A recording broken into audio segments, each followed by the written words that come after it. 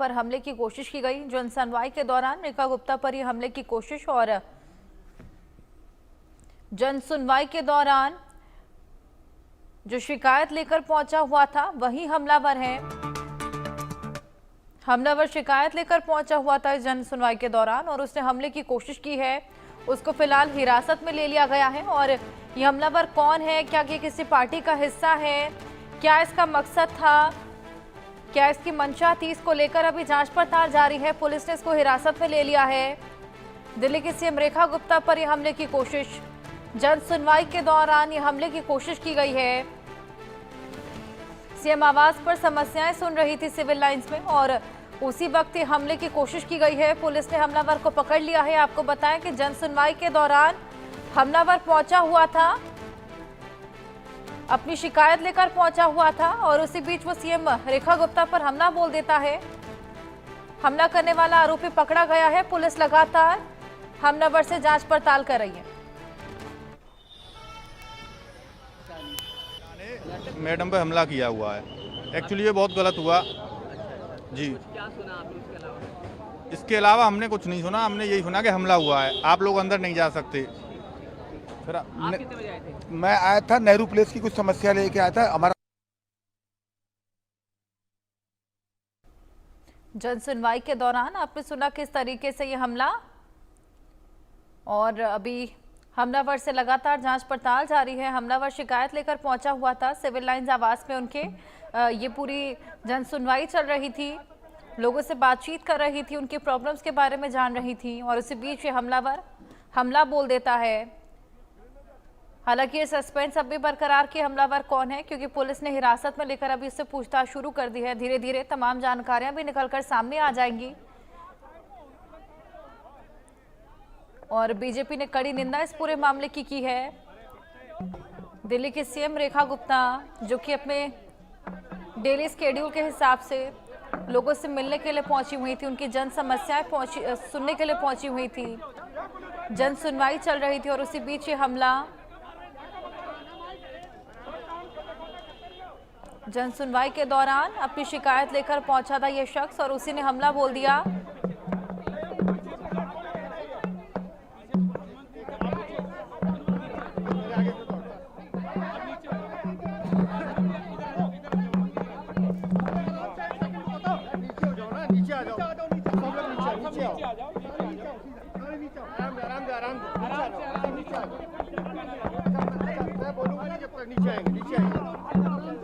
आशिक नीचे आ जा, नीचे आ जा।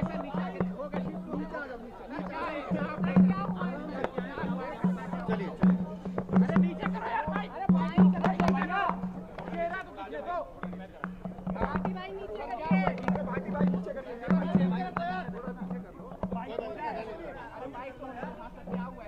देखिए,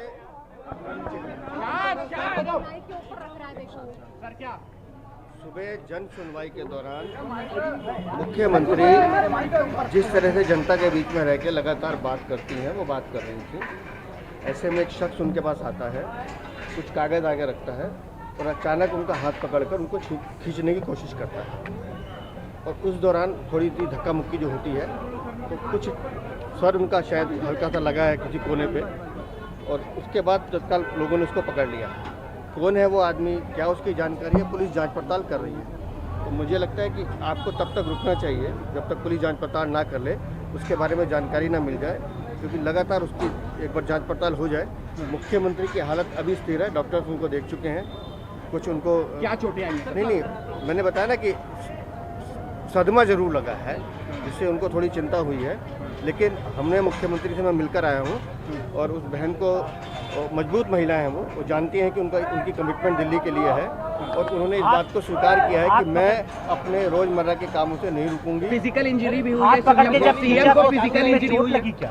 ऐसा लगता है कि उनके सर पे हल्का सा कुछ लगा है। किस चीज से? अब वो कोना मारा उसने या कोई पत्थर, कोई ऑब्जेक्ट से मारा है? क्या कोई ऑब्जेक्ट से मारा है? पत्थर थप्पड़ जो चला रहे हैं वो फैब्रिकेटेड है। अच्छा। लेकिन टेबल का कोई कोना या कुर्सी का कुछ कोना सर पे जरूर ऐसा लगता लगा है, इसकी उनको शिकायत चल रही है। लेकिन मुख्यमंत्री बहादुर महिला है, हमारी बहन है, स्थिर हैं थोड़ी मुझे लगता है और थोड़ा सा समय दीजिए, वो आपके बीच हमारी मुख्यमंत्री जनता के बीच की महिला है, बहन है, वो जनता के बीच में हाथ पकड़कर खींचा या साड़ी पकड़कर खींचा?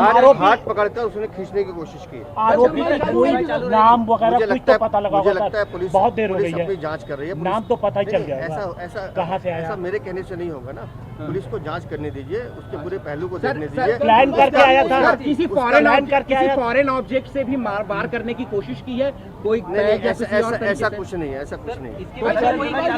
प्लान करके आया था। देखिए, मुझे लगता है मंशा इस तरह की कोई मंशा अगर होगी तो पुलिस की जांच में सामने आएगा। लेकिन एक बात तो ये है कि राजनीति में इस तरह की घटनाओं का होना निंदनीय है, और जिस तरह की घटना इस बहन मुख्यमंत्री के साथ हुई है, मैंने जैसे सुबह भी कहा है, एक मिनट, मैंने जैसे सुबह भी कहा है कि ये बहन हमारी 18 घंटे जनता के बीच में काम करती है, और इनके स्वभाव में है कि जनता से जाके मिलती है। तो उसका अवसर उस अपराधी ने उठाने की कोशिश की है, क्योंकि इनका स्वभाव है कि ये प्यार से तो भाई बहन करके जैसे मिलती हैं, उसका अवसर उठाने की कोशिश की है। लेकिन पुलिस जांच कर रही है, जो भी दोषी होंगे या इसके पीछे जो लोग होंगे सामने आने पे आपके सामने जन सुनवाई चलती रहेगी, जन सुनवाई चलती रहेगी। मैं कह नहीं सकता प्लान करके आया, लेकिन अचानक एग्रेसिव हुआ तो पता चलेगा। जन सुनवाई चलती रहेगी, और बहन हमारी मुख्यमंत्री अभी आराम कर रही है, लेकिन उन्होंने ये कहा है कि मैं अपने कार्यक्रम रद्द नहीं करूंगी। अपना कार्यक्रम रद्द नहीं करेंगे।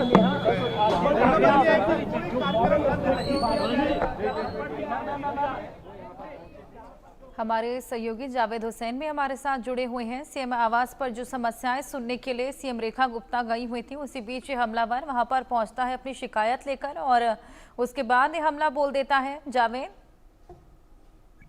जी बिल्कुल, जिस तरीके से वीरेंद्र सचदेवा बता रहे थे कि किस तरीके से हमलावर पहले वहां पर पहुंचा, और बिल्कुल ऐसा नहीं लग रहा था कि वो शख्स जो है वो बिल्कुल अटैक कर देगा, क्योंकि वो पेपर उसके हाथ में कुछ था, वो पेपर्स वहां पर रखता है, उसके बाद उनके हाथ को खींचने की कोशिश करता है, यानी कि कहीं ना कहीं वो अटैक करने की कोशिश में था। लेकिन इसी बीच वो बता रहे हैं वीरेंद्र सचदेवा की शायद उन्हें टेबल का कोई कोना या कोई किनारा चीज उनके सर को लग गया, लेकिन मामूली सी चोट आई है, बहुत ज्यादा चोट नहीं आई है, और फिलहाल उस शख्स को हिरासत में ले लिया गया है।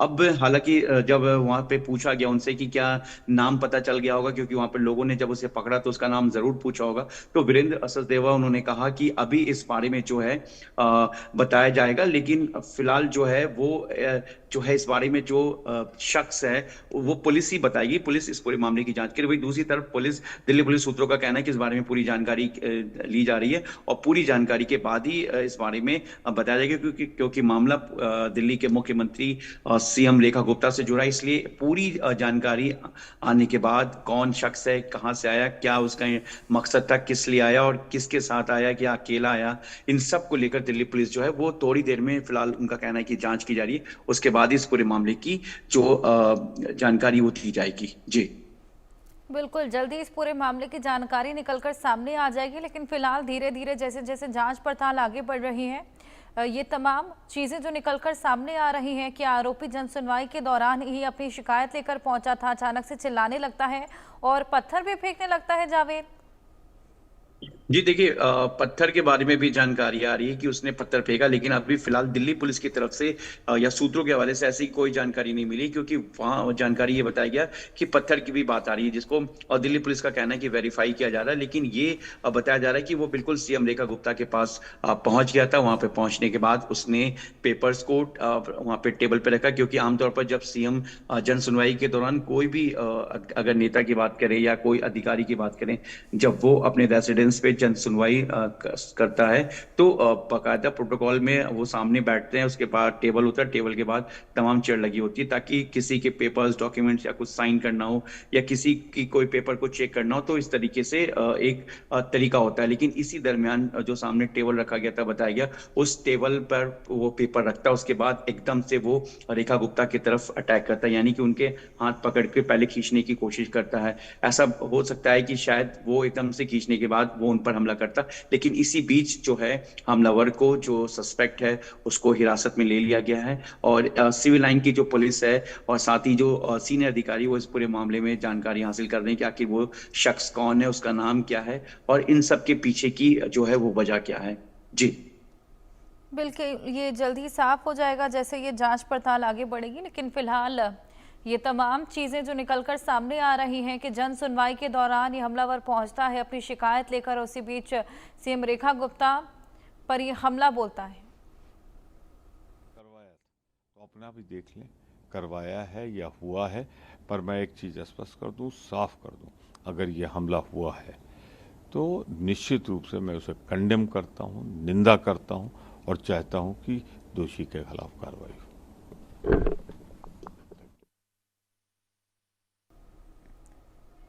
इसी बीच आपको बताएं कि आपने भी इस पूरे हमले की निंदा की है। उम्मीद है कि दिल्ली पुलिस कड़ी कार्रवाई करेगी। रेखा गुप्ता पर जो हमला हुआ है उसकी न केवल बीजेपी लेकिन आपने भी कड़ी निंदा की, आतिशी बयान देती नजर आई है इस पूरे हमले को लेकर।